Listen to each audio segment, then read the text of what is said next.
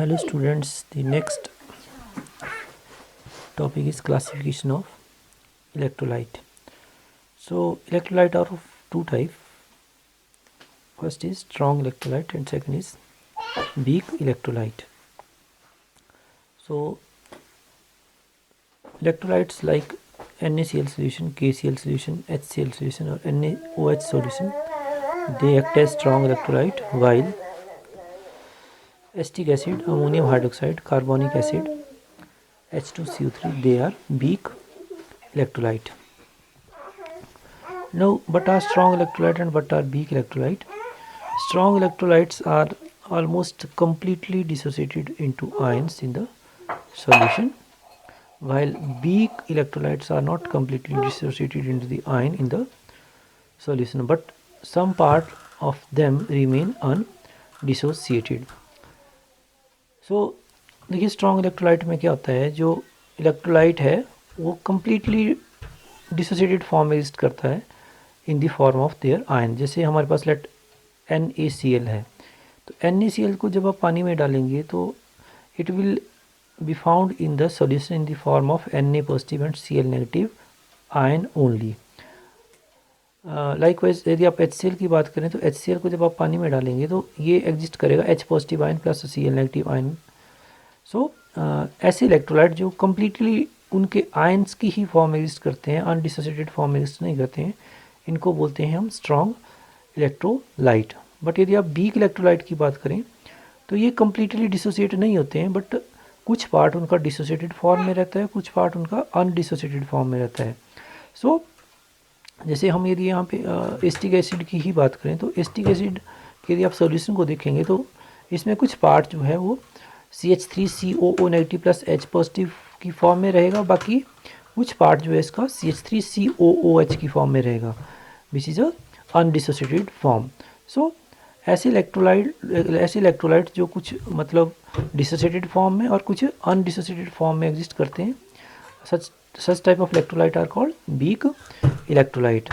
अब strong electrolyte में क्या होता है, जो डिग्री ऑफ डिसोसिएशन है जिसको हम अल्फा डिसोसिएशन भी लिखते हैं, उसकी वैल्यू 1 आती है, और वीक इलेक्ट्रोलाइट में जो degree of dissociation alpha dissociation है वो हमेशा 1 से कम होती है. जो डिग्री ऑफ डिसोसिएशन है वो क्या रिप्रेजेंट करता है, degree of dissociation represents the fraction of total number of the molecule which dissociate to form their ion in the solution.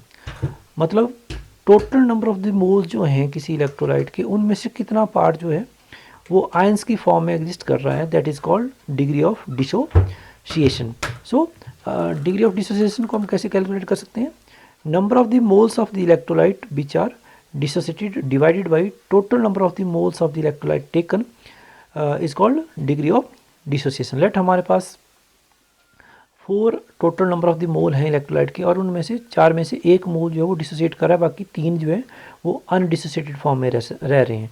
तो जो उस केस में अल्फा डिसोसिएशन आ जाएगा, that will be 1 divided by 4 या 0.25.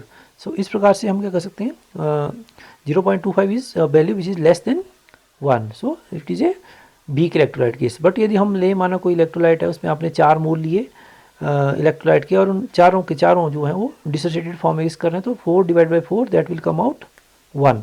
So that will be a case of strong electrolyte. Next is conductance और conductivity. अब conductance और conductivity क्या चीज़ है, जो कंडक्टिंग पावर है या कैपेसिटी है किसी इलेक्ट्रोलाइट की to conduct the electricity is called conductance और कंडक्टिविटी. मतलब किसी इलेक्ट्रोलाइट की इलेक्ट्रिसिटी को कंडक्ट करने की जो कैपेसिटी है, दैट इज़ कॉल्ड कंडक्टेंस या कंडक्टिविटी.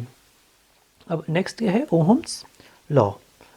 ओहम्स लॉ क्या बोलता है, देखिए ओहम्स ने क्या बोला कि जो current flowing through a conductor है, माना आपके पास कोई कंडक्टर है, उससे आई करंट फ्लो कर रहा है, तो जो उससे करंट आई फ्लो कर रहा है that will depend upon the potential difference across the conductor. मतलब उस कंडक्टर के 2 टर्मिनल की तरफ को, 2 एंड की तरफ को कितनी वोल्टेज लगाई गई है या कितना पोटेंशियल डिफरेंस लगाया गया है, उसके ऊपर डिपेंड करता है कि उस कंडक्टर में से कितना करंट फ्लो करेगा. अब करंट को हम मापते हैं एम्पियर में, और जो वोल्टेज है उसको हम मापते हैं वोल्ट में, जो पोटेंशियल डिफरेंस है उसको हम मापते हैं वोल्ट में.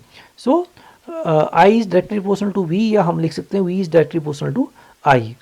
अब यहाँ पे साइन ऑफ प्रोपोर्शनैलिटी को हटाने के लिए एक कांस्टेंट लगाया गया, that is R. So B become equal to I R, और यहाँ पे आर क्या है, रेजिस्टेंस, और रेजिस्टेंस को हम ओहम से मापते हैं, इसके और यूनिट्स जो हैं वो क्या है, ओहम है। So this is Ohm's law, V is equal to I R. So next है, next term is resistance. Resistance क्या होता है, ऑब्स्ट्रक्शन और hindrance to the flow of current. माना किसी कंडक्टर से कोई करंट फ्लो कर रहा है, तो उस करंट के फ्लो में भी कुछ रुकावट पैदा होती है, ऑब्स्ट्रक्शन पैदा होता है due to presence of kernels और some other factors like presence of impurity. So all those factors which create hindrance in the movement of current through a conductor is represented by a term that is called resistance. So it is a measure of hindrance or obstruction to the flow of current. अब ये जो resistance है किसी conductor में, ये depend करता है उसकी length of the conductor divide by area of cross section. यदि किसी कंडक्टर की लेंथ ज़्यादा होगी तो उसका रेजिस्टेंस भी ज़्यादा होगा, और यदि उसका एरिया ऑफ क्रॉस सेक्शन, मतलब उसका एरिया ऑफ क्रॉस सेक्शन यदि ज़्यादा है तो उसका रेजिस्टेंस कम होगा। तो मतलब हमारे पास जैसे माना एक वायर है, एक वायर है, एक पतली वायर है और एक मोटे वाली वायर है, मतलब जिसका डायमीटर ज़्यादा है। तो जिस वायर का डायमीटर ज़्यादा होगा उसका रेजिस्टेंस कम होगा, और जिस वायर का रेजिस्टेंस कम होगा, क्रॉस सेक्शन कम होगा, वो उसका रेजिस्टेंस ज़्यादा होगा। सो R is directly proportional to L divided by A, where L is length of the conductor and A is the cross sectional area of the conductor. अब यहाँ पे साइन ऑफ प्रोपोर्शनैलिटी को हटाने के लिए हम एक कांस्टेंट लगा रहे हैं, दैट इज़ कॉल्ड रो। और रो क्या है, it is a constant of proportionality, also called resistivity और स्पेसिफिक रेजिस्टेंस। सो अब ये जो रेजिस्टेंस है इसको हम रिप्रेजेंट करते हैं ओम से, या ओम का साइन जो है यहाँ पे मैंने शो किया है। In this way we can represent resistance.